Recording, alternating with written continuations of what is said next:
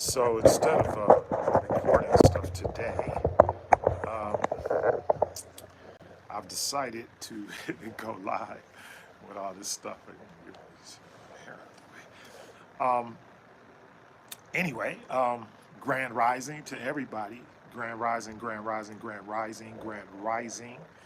And of course, you know, the federal government has an attack on the woke.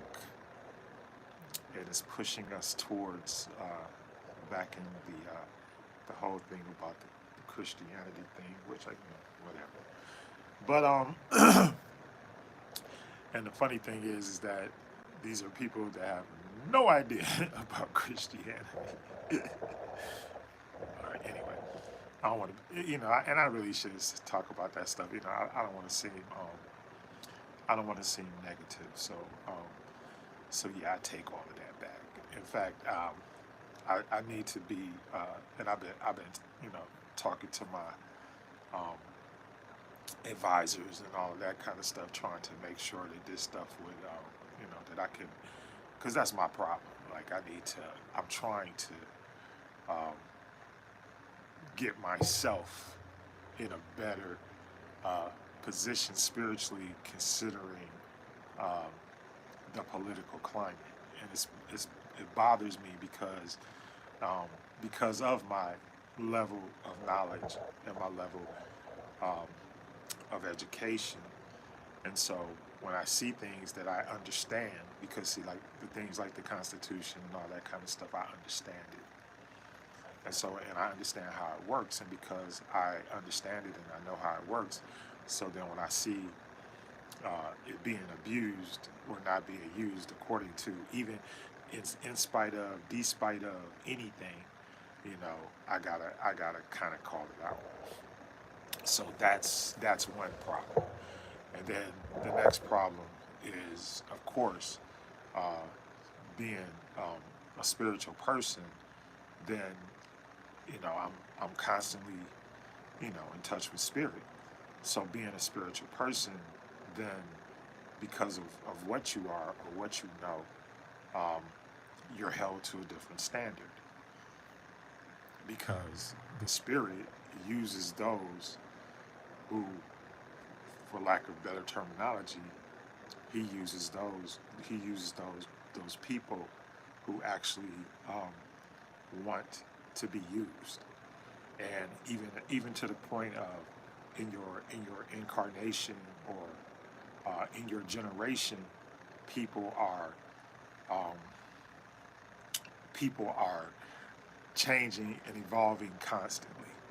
And so that's why I wanted to talk just briefly about applying what you know, because I think a lot of times we get caught up in the terminology like knowledge is power, um, but knowledge in and of itself is not power. You have to use that knowledge, and you have to take the knowledge that you have, and you have to apply it to situations, which is why it's there in the first place, or which is why um, it's available. And also that I don't believe in coincidences. So when you find, like, if you're seeking anything, eventually you'll find it. It'll show up. So if you keep on, if you keep, but it's about the energy that you put out. So we know a lot, but like in the times that we're in, as we're moving towards and further into, like we're moving towards Aquarius, we know that. And this is an age thing, has nothing to do, and that's why we can tell you like certain things are going to happen or certain things will happen or whatever. Well, the reason why we can tell you those things is because we understand that the universe is like a physical thing, and the earth is alive, the moon is alive, all these celestial bodies and everything, they're all alive. So no matter what we think, or no matter what our excuse me, what our consciousness is, these things are going to happen anyway. So whatever your consciousness, these things are going to happen. We don't have any choice. because it's the movement of the planets, the stars, whatever, whatever. But you have to apply what you know. Use it for wisdom. And just like once again, like the weakest, and to me, and this is just to me, the weakest form of spiritual practice is prayer. And I know people get mad when you say that, but prayer is like a constant, you're constantly trying to pull down from from the heavens. But the real deal is that you should be pulling this stuff from inside in meditation, because meditation is more so connection with yourself, but it's also connection with the spirit at the same time, which is a much more powerful connection, because the spirit will give you the discernment and the wisdom in order to solve whatever problem you have that has manifested in the physical realm. But see, what we do is, and because we don't believe in our people's spiritual practices, we miss out on a lot of that stuff. So, for example, and just to throw in there, but teaching from like the King James Bible. All right.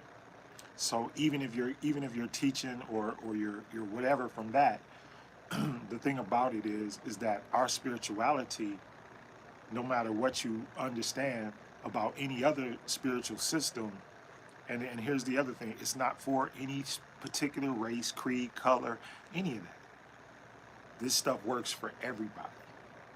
All you have to do is do it. So that's why we always talk about the things, and the reason why, and I do this at a basic level, because I want everybody to understand that at that basic level, everybody can get in, and everybody is an individual. And that's what I like about it, because I don't have to, there's no one size fits all. It's like having like an individual exercise program. You got your, no two people have the same problem, or some people do have the same problem. But to be able to solve the problem from an internal standpoint is better.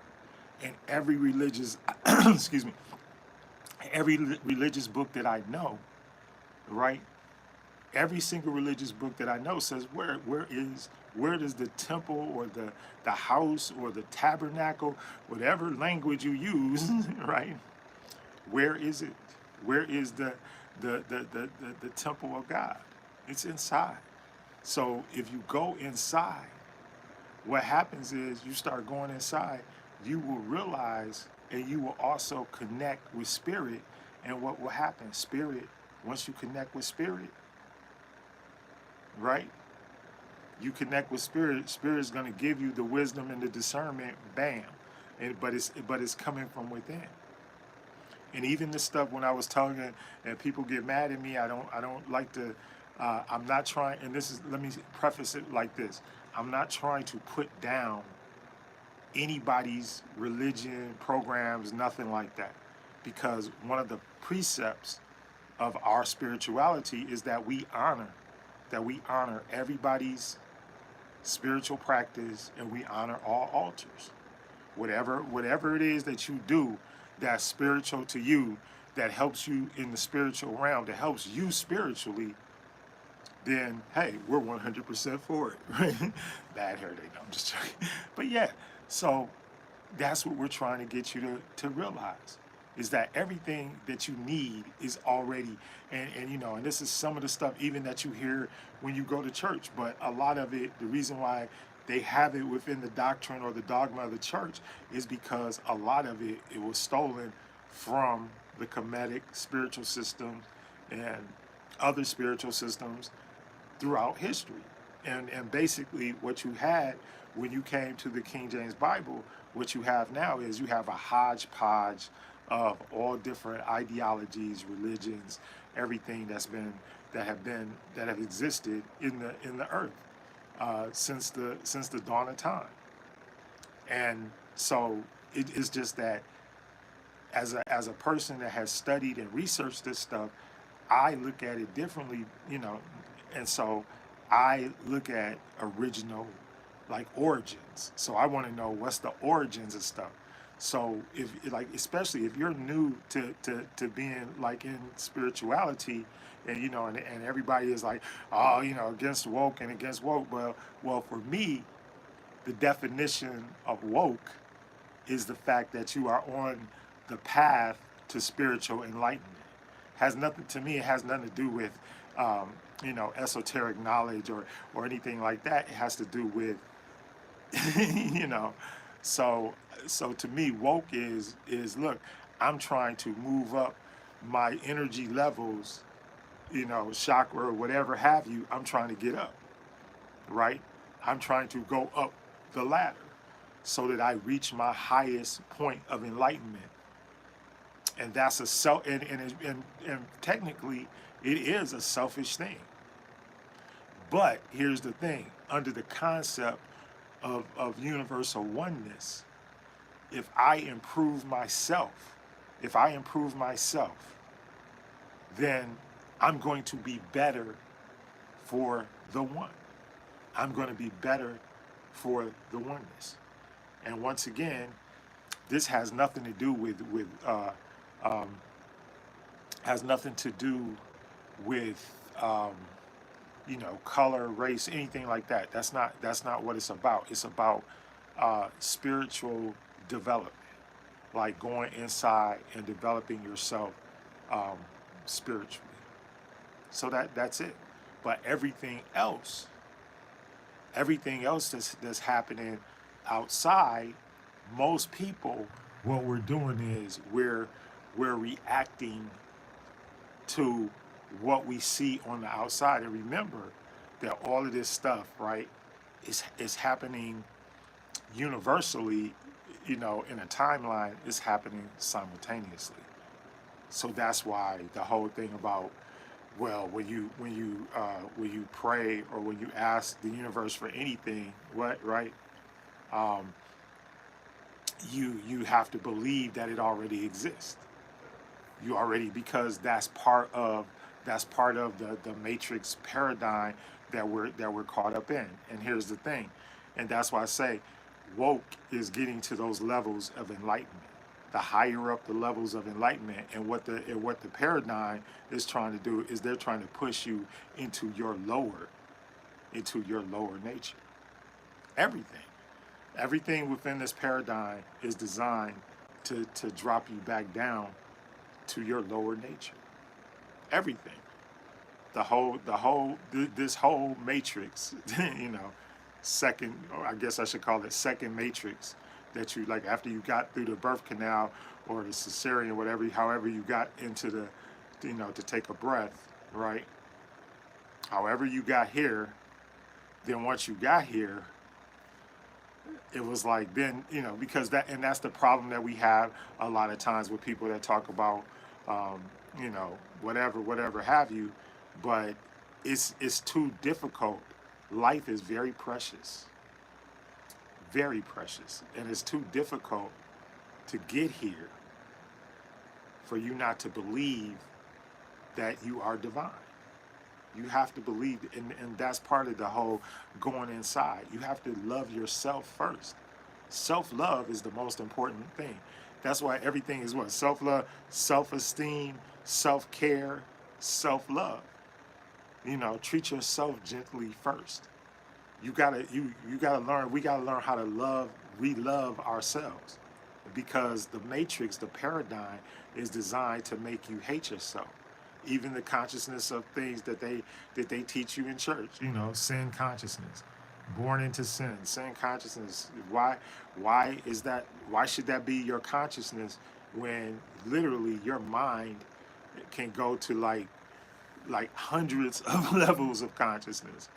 For us that meditate on a regular basis, and for us that do affirmation and all of those type of spiritual practices, things change. Literally, things change, and they change on a daily basis sometimes.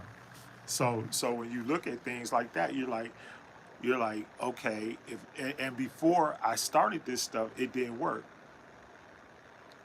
It was like, but what I guess what made me realize and understand was when I started actually putting it into practice. And I was like, okay, let me start, let me start meditating. Let me start, well, at first, when I was first into the Christian church, the whole thing was I wanted to have this, I wanted to have a prayer life. And then after that, I incorporated fasting in my prayer life. So when I got to the point where I got to a point where I had done some very long fast, where, and I'm talking about, and when I'm talking about um, anything like that, right? When you're talking about fasting and praying and everything, and then all of a sudden I started doing that, and then other things started opening up spiritually. And I was like, wow. And people even said that my continence and all of that, the way that I looked was different, and da da da da da, whatever. But it was the fact that I put in the work. And that's all I'm saying. If you put in the spiritual work, but when you put it in, make sure that you go inside to take care of it. That's all I'm saying. Anyway, I appreciate you tuning in. Apply what you know, and because you know it, and it was imparted into your spirit to help you. So apply what you know. The other thing is, and I'm going to always say this because this is the time that we're in, but stay in joy, be in joy. Don't let anybody take your joy. And I want to make that, I want to make it simultaneously with, on top of that, protect your energy. Don't give energy to stuff that doesn't really matter. And that's another thing that comes with wisdom, right? That's another thing that comes with wisdom. So stay, stay, stay diligent. That's all I'll say. And I love you. And most of all, love yourself. All right, and go inside. I don't even know how to turn this thing off.